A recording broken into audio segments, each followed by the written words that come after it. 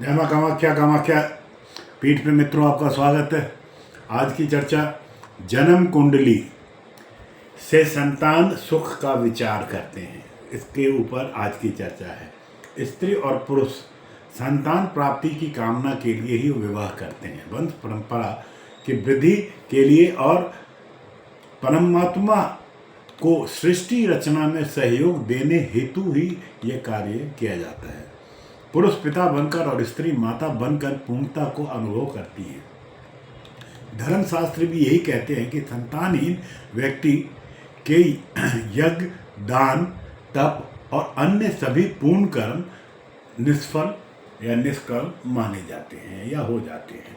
महाभारत के शांति पर्व में भी कहा गया है कि पुत्र ही पिता को प्रत्यनारक नामक नरक गिरने से बचाता है। मुनिराज अगस्त ने भी संतानहीनता के कारण अपने पितरों का अधोमुख स्थिति में देखा और विवाह करने के लिए प्रवृत्त हुए।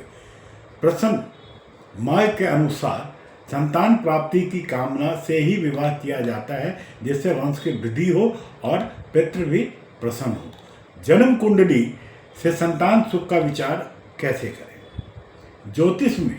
ज्योतिष के प्राचीन फलित ग्रंथों में संतान सुख के विषय पर बड़ी गहनता से विचार किया गया है। भाग्य में संतान सुख है या नहीं है, पुत्र होगा या पुत्री अथवा दोनों का सुख प्राप्त होगा, संतान कैसी निकलेगी, संतान का सुख कब मिलेगा, संतान सुख प्राप्ति के लिए हमारे जीवन में कौन सी बाधाएं हैं और इसका क्या उपचार है, इन सभी प्रश्नों का उत्तर पति और पत्नी की जन्म कुंडली के विस्तृत गहन विश्लेषण से ही प्राप्त किया जा सकता है। जब तक हम सूक्ष्म अध्ययन न करें पति पत्नी की कुंडली का, तो हम इस पे कोई भी विचार अपना प्रकट नहीं कर सकते। जन्म कुंडली के किन भावों पर विचार करें?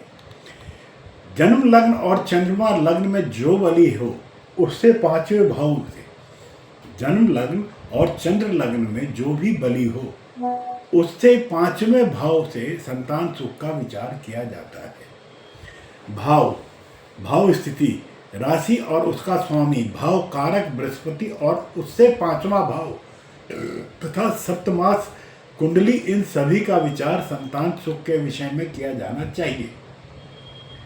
पति और पत्नी दोनों की कुंडलियों का अध्ययन करने से ही किसी निष्कर्ष पर पहुंचा जा सकता है। पंचम भाव से प्रथम संतान और उसके तीसरे भाव से दूसरे संतान और उसके तीसरे भाव से तीसरी संतान का विचार करना चाहिए और उससे आगे की संतान का भी विचार इसी क्रम में किया जा सकता है। संतान प्राप्ति के योग क्या है? पंचम भाव में बलवान शुभ ग्रह गुरु, शुक्र, बुध, शुक्ल पक्ष का चंद्रमा या स्वयं मित्र उच्च राशि 9 मास में स्थित हो या इसकी पूर्ण दृष्टि भाव या भाव स्वामी पर हो।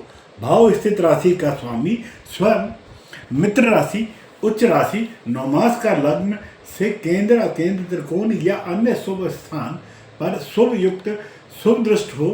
संतान कारक गुरु भी स्वयं मित्र, उच्च राशि, 9 मास का लग्न से शुभ स्थान पर शुभ युक्त दृष्ट हो। गुरु से पंचम भाव भी शुभ युक्त दृष्ट हो तो निश्चित रूप से संतान सुख की प्राप्ति होगी। शनि, मंगल आदि पाप ग्रह भी यदि पंचम भाव में स्वयं मित्र, उच्च राशि या 9 मास में हो तो भी संतान प्राप्त कराते हैं। पंचम भाव पंचमेश तथा कारक गुरु तीनों जन्म कुंडली में बलवान स्थिति में हो तो संतान सुख उत्तम, 2 बलवान हो तो मध्यम और 1 बली हो तो सामान्य सुख की प्राप्ति होती है। सप्तमास लग्न का स्वामी जन्म कुंडली में बलवान हो, शुभ स्थान पर बैठा हो या सप्तमास लग्न भी शुभ ग्रहों से युक्त दृष्ट हो तो निश्चित रूप से संतान की प्राप्ति होती है, संतान सुख की अनुभूति मिलेगी, होगी। प्रसिद्ध फलित ग्रंथों में वर्णित कुछ प्रमुख योग निम्न प्रकार हैं, जिसमें हम अभी चर्चा करने जा रहे हैं, जिनके जन्म कुंडली में होने से संतान सुख की प्राप्ति अवश्य ही होती है। जन्म कुंडली में लग्न, लग्नेश और पंचमेश या पंचमेश या नौमेश की युक्ति, दृष्टि या राशि संबंध शुभ ग्रह शुभ भाव में हो तो संतान प्राप्त होगा। लग्नेश पंचम भाव में मित्र या उच्च राशि का नौमास का हो तो भी होगा। पंचमेश पंचम भाव में ही स्थित हो, पंचम भाव पर बलवान शुभ ग्रहों की पूर्ण दृष्टि हो, जन्म कुंडली में गुरु स्वयं मित्र या उच्च राशि में नौमास का लग्न से शुभ भाव में स्थित हो, एकादश भाव में शुभ ग्रह बलवान होकर स्थित हो, गुरु से पंचम भाव में शुभ ग्रह स्थित हो, गुरु से अष्टवक्र में अष्टक वर्ग में पंचम स्थान में बलवान ग्रहों द्वारा प्रदत्त 5 या अधिक शुभ बिंदु हो, सप्तमास लग्न का स्वामी बलवान हो कर जन्म कुंडली में शुभ भाव में स्थित हो, संतान सुखहीनता के योग लग्न एवं चंद्रमा से पंचम भाव में निर्बल पाप ग्रह अस्त शत्रु नीच राशि नौमास में स्थित हो, पंचम भाव पाप कर्तनी योग से पीड़ित हो, पंचमेश और गुरु अस्त शत्रु नीच राशि नौमास से लग्न से 6, 8, 12 भाव में स्थित हो, गुरु से पंचम भाव में पाप ग्रह हो, अष्टमेश या द्वादश का संबंध पंचम भाव के स्वामियों से हो, सप्तमास लग्न का स्वामी जन्म कुंडली में 6, 8, 12 वे भाव में हो, अस्त शत्रु नीच राशि नौमास में स्थित हो तो संतान प्राप्ति में बाधा उत्पन्न होती है। जितने अधिक योग होंगे उतनी ही अधिक कठिनाई से संतान की प्राप्ति होगी।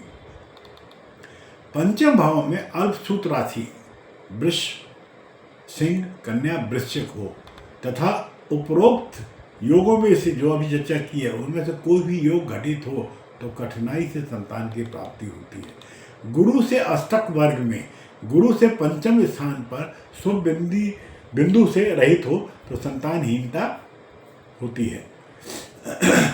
सप्तम भाव में सप्तमेश निर्बल होकर पंचम भाव में हो तो संतान प्राप्ति में बाधा उत्पन्न होती है। गुरु लग्नेश पंचमेश सप्तमेश चारों ही बलहीन हो तो अनपत्यता होती है। गुरु लग्न व चंद्रमा से 5वें स्थान पर पाप ग्रह हो तो अनपत्यता होती है। पुत्रेश पाप ग्रहों से के मध्य में हो और पुत्र स्थान पर पाप ग्रह हो, शुभ ग्रह की दृष्टि ना हो तो भी अनपत्यता होती है। अभी बात आती है साहब कि पुत्र होगी या पुत्री, इनका क्या योग है। सूर्य मंगल गुरु पुरुष ग्रह हैं, शुक्र चंद्र स्त्री ग्रह हैं, बुध और शनि नपुंसक हैं। संतान योग कारक पुरुष ग्रह होने पर पुत्र और स्त्री ग्रह होने पर पुत्री का सुख मिलता है। शनि और बुध योग कारक होकर विषम राशि में हो तो पुत्र और सम राशि में हो तो पुत्री प्रदान कराते हैं। सप्तमांश पुरुष ग्रह हो तो पुत्र और स्त्री ग्रह हो तो कन्या की संतति का सुख मिलता है। गुरु के अष्टक वर्ग में गुरु से 5वें स्थान पर पुरुष ग्रह बिंदुदायक हो तो पुत्र और स्त्री ग्रह बिंदुदायक हो तो पुत्री का सुख प्राप्त होता है। पुरुष और स्त्री ग्रह दोनों ही योग कारक हो तो पुत्र और पुत्री दोनों का ही सुख प्राप्त होता है। पंचम भाव में पंचमेश ग्रह पुरुष ग्रह के वर्गों में हो तो पुत्र और स्त्री ग्रह के वर्गों में हो तो कन्या संतति की प्राधान्यता देखी जाती है। पंचमेश में भुक्त नौमासों में जितने ही पुरुष ग्रह के नौमांस होंगे उतने पुत्र और जितने स्त्री ग्रह के नौमांस होंगे उतनी ही पुत्रियों का योग निमित्त होता है। जितने नौमासों के स्वामी कुंडली में अस्त नीच शत्रु राशि में पाप युक्त या दृष्ट युक्त हो उतने पुत्र पुत्रियों की हानि भी होती है। अब संतान बाधा के कारण और निवारण के क्या उपाय है। सर्वप्रथम पत्नी और पति की जन्म कुंडलियों से संतान उत्पत्ति की क्षमता पर विचार करना चाहिए। जातक का देश मार्ग तथा फल दीपिका के अनुसार पुरुष की कुंडली में सूर्य स्पष्ट, शुक्र स्पष्ट और गुरु स्पष्ट का योग करें और राशि का योग 12 से अधिक आवे तो उसे 12 से भाग देने शेष राशि जो बीज या उसका नवमास दोनों ही विषम हो तो संतान उत्पत्ति की पूर्ण क्षमता एक सम और एक विषम हो तो कम क्षमता और दोनों ही सम हो तो असक्षमता होती है। इसी प्रकार स्त्री की कुंडली में चंद्र स्पष्ट, मंगल स्पष्ट और गुरु स्पष्ट से विचार करें।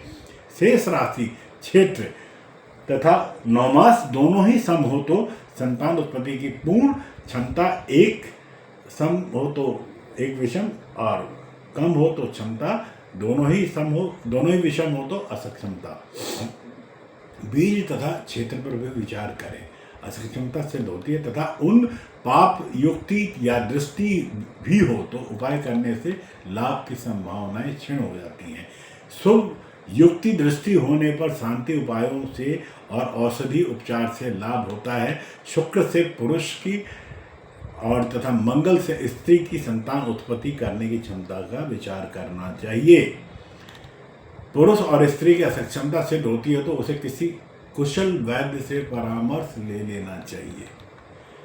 अब सूर्य आदि ग्रह नीच, शत्रु आदि राशि नवमास में पाप युक्त दृष्ट अस्त त्रिक भावों का स्वामी होकर पंचम भाव में हो तो संतान बाधा उत्पन्न करते हैं। योग कारक ग्रह की पूजा, दान, हवन इत्यादि शांति करा लेने से बाधा का निराकरण या निवारण होता है और संतति का सुख प्राप्त करते हैं। फल दीपिका के अनुसार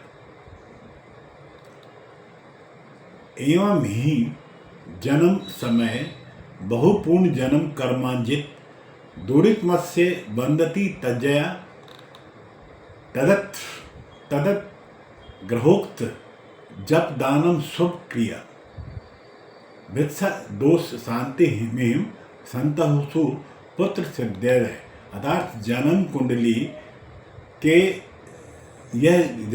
से यह ज्ञात होता है कि पूर्व जन्मों में किन पापों के कारण संतानहीनता हो रही है। बाधा कारक ग्रहों का या उनके देवताओं का जाप, दान, हवन आदि शुभ क्रियाओं को करने से भी पुत्र प्राप्ति होती है।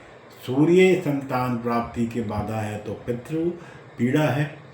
पितृ शांति के लिए गया जी में जाकर पिंड कराएं, दान कराएं, हरिवंश पुराण का श्रवण करें, सूर्य रत्न माणिक धारण करें। रविवार को सूर्य उदय के बाद गेहूं, गुड़, केसर, लाल चंदन, लाल वस्त्र, तांबा, सोना तथा लाल रंग के फल का दान करना चाहिए।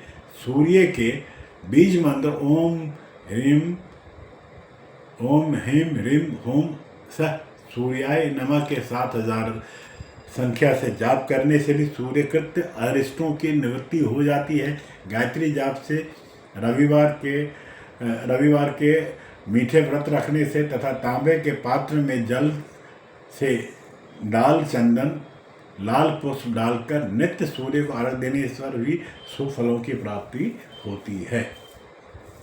विधि पूर्वक बेल पत्र की जड़ को रविवार के दिन लाल रंग के डोरे में धारण करने से भी सूर्यदेव प्रसन्न होकर शुभ फलदायक हो जाते हैं। अगर चंद्रमा संतान कारक या संतान प्राप्ति में बाधा दे रहा है तो माता का श्राप है, माँ दुर्गा की अप्रसन्नता है, जिसकी शांति के लिए रामेश्वरम तीर्थ का स्नान, गायत्री का जाप, श्वेत गोल मोती चांदी की अंगूठी, रोहिणी हस्त श्रवण नक्षत्रों में जड़वाकर सोमवार या पूर्णिमा की तिथि में पुरुष दाहिने हाथ की तथा स्त्री बाएं हाथ की अनामिका में या कनिष्ठ अंगुली में धारण करें और धारण करने से पहले ओम श्राम श्रीम श्रोम चंद्रमसे नमः का 108 बार उच्चारण करें और इसमें ग्रह प्रतिष्ठित करके धूप दीप पुष्प अक्षत आदि से पूजन कर लें। सोमवार के दिन नमक रहित व्रत करें। ओम श्राम श्रीम श्रोम सह चंद्रमसे नमः मंत्र का 11,000 की संख्या में जाप करें। सोमवार को चावल, चीनी, आटा, श्वेत वस्त्र, दूध, दही, नमक, चांदी इत्यादि का दान करें। मंगल अगर संतान प्राप्ति का कारक है तो भ्राता का श्राप लगा हुआ है, शत्रु विचार या गणपति या श्री हनुमान की अवज्ञा होती है, जिसकी शांति के लिए प्रदोष व्रत रामायण का पाठ करें। लाल मूंगा, सोने या तांबे की अंगूठी, वृक्षरा, चित्रा या अनुराधा नक्षत्रों में जड़वार कर मंगलवार को सूर्य उदय के बाद पुरुष दाहिने हाथ के तथा स्त्री बाएं हाथ के अनामिका अंगुली में धारण करे। धारण करने से पहले ओम क्राम क्रीम क्रोम स भौमाय नमः का 108 बार जाप करे। इसको प्रतिष्ठित करके धूप दीप लाल पुष्प गुड़ अक्षत आदि से पूजन कर लें। मंगलवार को नमक रहित भोजन करें, व्रत करें और ओम क्राम क्रीम सह भौमाय नमः का 10,000 की संख्या में जाप करें। मंगलवार को गुड़, शक्कर, लाल रंग का वस्त्र और फल, तांबे का पात्र, सिंदूर, लाल वस्त्र, केसर, मसूर की दाल इत्यादि का दान करें। बुध अगर संतान प्राप्ति के अंदर में बाधा दे रहा हो तो आप ये मान लें कि मामा का श्राप तुलसी या भगवान विष्णु की अवज्ञा हुई, जिसकी शांति के लिए विष्णु पुराण या श्रवण विष्णु सहस्त्र नाम का पाठ करें। हरे रंग का पन्ना, सोने की चांदी की अंगूठी में अश्लेषा, ज्येष्ठा, रेवती नक्षत्रों में जड़वाकर बुधवार को सूर्य उदय के बाद पुरुष दाहिने हाथ तथा स्त्री बाएं हाथ की कनिष्ठा अंगुली में धारण करें। उससे पूर्व ओम राम ह्रीम ब्रोम सह बुद्धाय नमः का 108 बार जाप करें। इस अंगूठी को प्राण प्रतिष्ठा देते हुए आप अक्षय पूजन कर लें और फिर पहन लें और बुधवार के दिन नमक रहित व्रत करें। ओम ब्राह्म ह्रीम ब्रोम सह बुद्धाय नमः का 9000 की संख्या में जाप करें। बुधवार को कपूर, घी, खंड, हरे रंग का वस्त्र, फल, कांसे का पात्र, साबुत मूंग इत्यादि का दान करें। तुलसी को जल व दीप दान करना भी शुभ रहता है। बृहस्पति की वजह से अगर संतान प्राप्ति में बाधा हो रही है तो इसका कारण है ब्राह्मण या गुरु का श्राप या फलदार वृक्ष को काटना, जिसकी शांति के लिए पीत रंग का पुखराज, सोने या चांदी की अंगूठी में पुनर्वसु, विशाखा या पूर्वभाद्र नक्षत्रों में जड़वाकर गुरुवार को सूर्य उदय के बाद पुरुष दाहिने हाथ में, स्त्री बाएं हाथ के तर्जनी उंगली में धारण करें। इससे पूर्व ओम ग्राम ग्रीम सह गुरुवे नमः का एक माला करें। उसके उपरांत उस अंगूठी के अंदर अंगूठी में प्राण प्रतिष्ठा करें, धूप दीप अक्षत आदि से पूजन कर लें। पुरुषराज की सामर्थ्य न हो तो उपरंत सुनहला या पीला जरकन भी धारण कर सकते हैं। केले की जड़ को गुरु पुष्प नक्षत्र में धारण करें। गुरुवार के दिन नमक रहित व्रत करें। ओम ग्राम ग्रीम रोम सह गुरुवे नमः का 19,000 बार की संख्या में जाप करें। गुरुवार को घी, हल्दी, चने की दाल, बेसन, पपीता, पीत रंग का वस्त्र, स्वर्ण इत्यादि का दान करें। फलदार वृक्ष सार्वजनिक स्थानों पर लगाने से, ब्राह्मण विद्यार्थी को भोजन करा देने से, दक्षिणा देने से और गुरु की पूजा सत्कार करने से भी बृहस्पति प्रसन्न होकर सुफलों की प्राप्ति कराता है। शुक्र संतान प्राप्ति में अगर बाधा है तो गौ, ब्राह्मण या किसी साध्वी स्त्री को आपने कष्ट दिया था, जिसके फलस्वरूप आपको ये तकलीफ मिली है, या पुष्प युक्त पौधों को काटना, जिसकी शांति के लिए गौदान, ब्राह्मण दंपति को वस्त्र, फल, श्वेत रंग का हीरा, प्लेटिनम या चांदी की अंगूठी में पूर्व फाल्गुनी, पूर्वाषाढ़ा या भरनी नक्षत्रों में जड़वाकर शुक्रवार और के बाद सूर्योदय के बाद पुरुष दाहिने हाथ के तथा स्त्री बाएं हाथ के मध्य अंगुली में धारण करें। धारण करने से पहले ओम द्राम ह्रीम ब्रोम सह शुक्राय नमः 108 बार इस मंत्र को पढ़ें। अंगूठी की पूजा करें, विधिवत अक्षर पूजन करें। हीरे की सामर्थ्य न होने पर आप जरकन सफेद रंग का भी धारण कर सकते हैं। शुक्रवार के दिन आप नमक रहित व्रत रख सकते हैं। ओम द्राम ह्रीम द्रोम सह शुक्राय नमः 16,000 की संख्या में जाप करें। शुक्रवार को आटा, चावल, दूध, दही, मिश्री, सफ़ेद चंदन, इत्र, सफ़ेद रंग का वस्त्र, चांदी इत्यादि का दान कर सकते हैं। शनि प्राप्ति होने में अगर बाधा हो रही है, शनि संतान प्राप्ति का बाधा बनता है तो इसका कारण है कि वृक्ष पीपल का आपने काटा है, या प्रेतवाद है जिसकी शांति के लिए पीपल के पेड़ लगवाएं, रुद्राभिषेक करें, शनि की लोहे की मूर्ति पर तेल डालकर दान करें, नीलम लोहे या सोने की अंगूठी में पुष्प, अनुराधा उत्तरा भाद्रपक्ष पद्र नक्षत्रों में जड़वाकर शनिवार को सूर्यास्त के बाद पुरुष दाहिने अंगूठे में दाहिने हाथ में और स्त्री बाएं हाथ में मध्या अंगूठी में धारण करने से पूर्व ओम प्राम प्रीम प्रॉम सह सनाय नमः मंत्र का 108 बार जाप करें, धूप दीप अगरबत्ती से प्राण प्रतिष्ठा करें अक्षत वगैरह से और धारण करें। अगर आपकी नीलम खरीदने के सामर्थ्य नहीं है तो उपरत्न संगलीली लाजवस्त भी धारण कर सकते हैं। काले घोड़े के लोहे के नाव के नीचे का कील का छल्ला बनाकर धारण करना भी शुभ होता है। शनिवार के दिन नमक रहित व्रत करें और ओम प्राम प्रीम प्रॉम सह सनय नमः 23,000 बार की संख्या में जाप करें। शनिवार को काले उड़द तेल लोहा, काले जूते, काला कंबल, काले रंग का वस्त्र इत्यादि का दान करें। श्री हनुमान चालीसा का नित्य पाठ करें। शनि दोष शांति का यह उत्तम उपाय है। मित्रों, दशकृत शनि स्तोत्र भी पढ़ने से भी आपको लाभ होगा।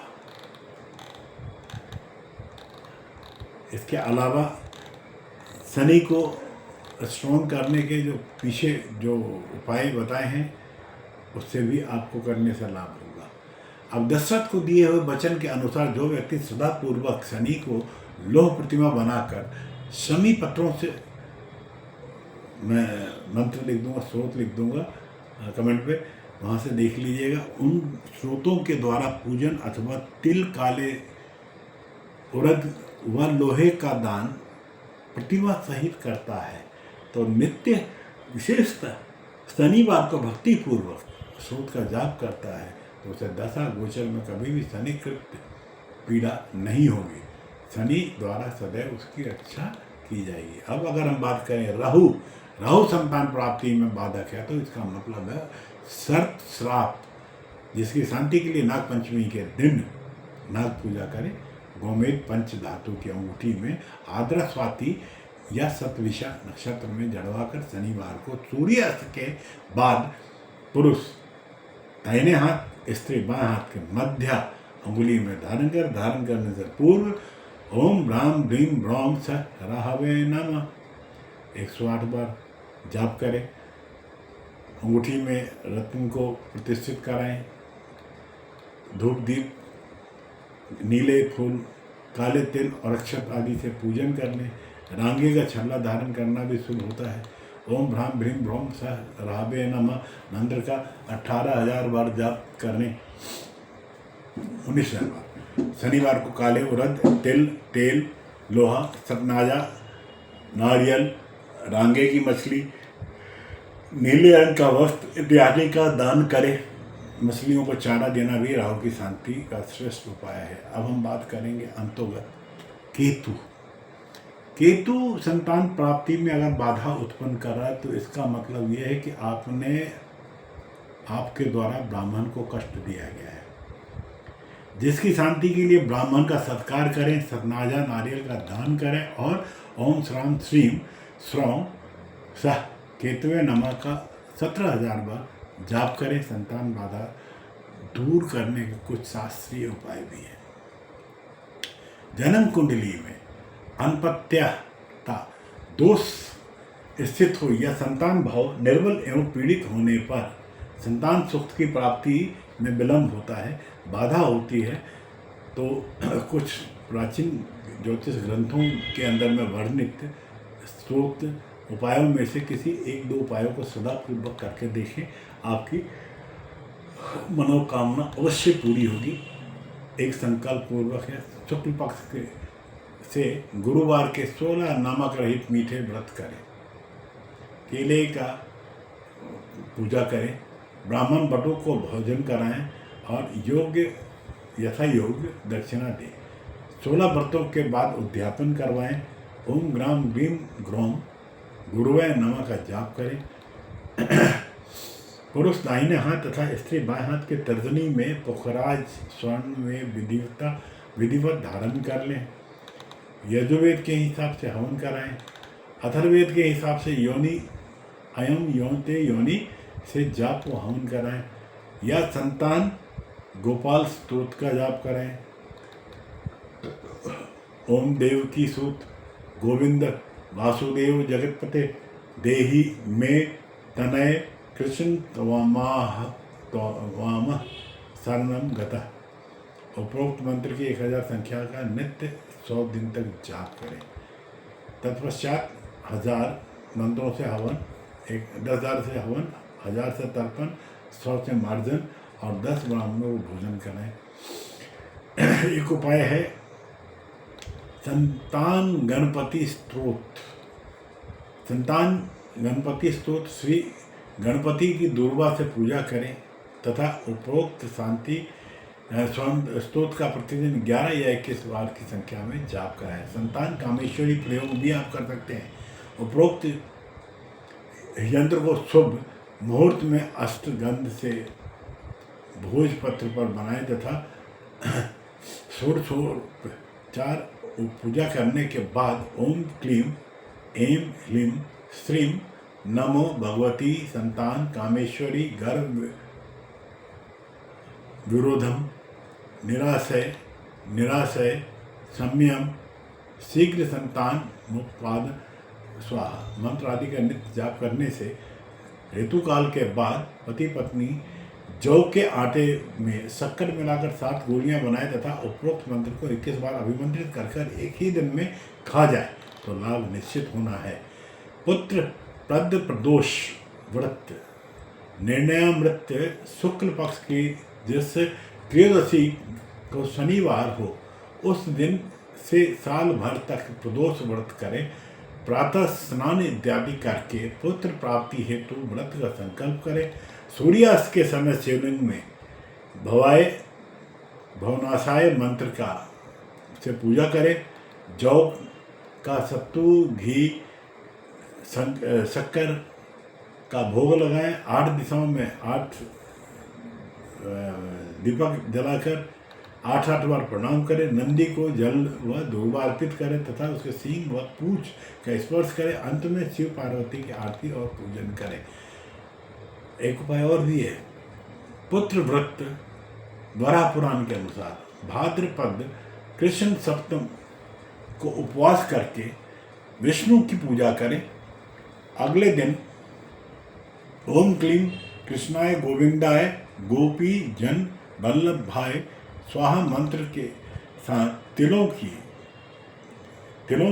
मंत्रों से तिलों की 108 आहुति दें तथा ब्राह्मण को भोजन कराएं। बिलपत्र खाकर षड्रस भोजन करें। वर्ष भर प्रत्येक मास की सप्तमी या सप्तमी को इसी प्रकार से व्रत रखने से पुत्र प्राप्ति होगी। स्त्री की कुंडली में जो भी ग्रह निर्बल व पीड़ित होता है उसके महीने में गर्भ को भय रहता है, अतः उस महीने के अधिपति ग्रह से संबंधित पदार्थों का निम्नलिखित सारणी के अनुसार जो अभी बता रहा हूँ दान करें, जिससे गर्भ को भय नहीं होगा। गर्भ मास के अधिपति व ग्रह का उसका दान गर्भ मास के 9वें महीने तक प्रत्येक मास में अधिपति ग्रहों के पदार्थों का उनके वार में दान करने से भी ग्रह क्षय होने का भय नहीं होता। मित्रों, गर्भ मास के अधिपति ग्रह उसके दान क्या है उसकी चर्चा कर लेते हैं। प्रथम मास शुक्र, चावल, चीनी, गेहूं का आटा, दूध, दही, चांदी, सफ़ेद वस्त्र व दक्षिणा शुक्रवार को। द्वितीय मास में मंगल के लिए गुड़, तांबा, सिंदूर, लाल वस्त्र, लाल फल व दक्षिणा। तृतीय मास में गुरु, पीला वस्त्र, स्वर्ण, हल्दी, पपीता, चने की दाल, बेसन व दक्षिणा गुरुवार को। चतुर्थ मास सूर्य, तांबा, सिंदूर, लाल वस्त्र, लाल फल व दक्षिण रविवार को। पंचम मास चंद्रमा, चावल, चीनी, गेहूं का आटा, दूध, दही, चांदी, सफेद वस्त्र, दिशा सोमवार, दक्षिण दिशा सोमवार। छठ मास को शनिवार काले तिल, उड़द, लोहा, साबुत उड़द, लोहा, काला वस्त्र व दक्षिणा शनिवार को। सप्तम मास में बुध, हरा वस्त्र, मूंग, कांसे का पात्र, हरी सब्जी व दक्षिणा बुधवार को। अष्टम मास गर्भ धारण, काली लग्नेश ग्रह से संबंधित दान और उसके बाद यदि पता न हो तो अन्न, वस्त्र व फल आदि का दान भी अष्टम मास में लगते हैं। 9 मास में क्या है? चंद्रमा, चावल, चीनी, गेहूं का आटा, दूध, दही, सफेद वस्त्र व दक्षिणा सोमवार को। संतान सुख के प्राप्ति के लिए समय का निर्धारण करना, इस पर हम चर्चा, ये वीडियो बहुत बड़ी हो गई है।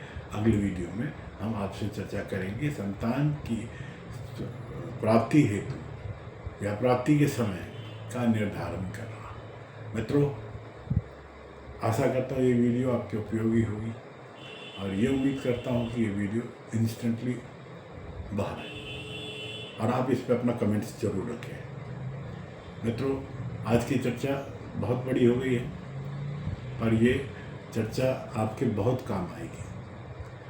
जाने से पूर्व आपसे पुनः अनुरोध करता हूं कि अगर आपने चैनल को सब्सक्राइब नहीं किया है तो सब्सक्रिप्शन के रूप में आप मुझसे प्रेम अपना व्यक्त कर सकते हैं। सब्सक्राइब करके, शेयर करके आप मुझे प्रोत्साहित कर सकते हैं। अपने मित्रों में भी इस चैनल को प्रचार करें, उनके भी काम आए। तब तक के लिए मैं आपसे आज्ञा चाहता हूँ। जय माँ कामाख्या, आपका दिन शुभ।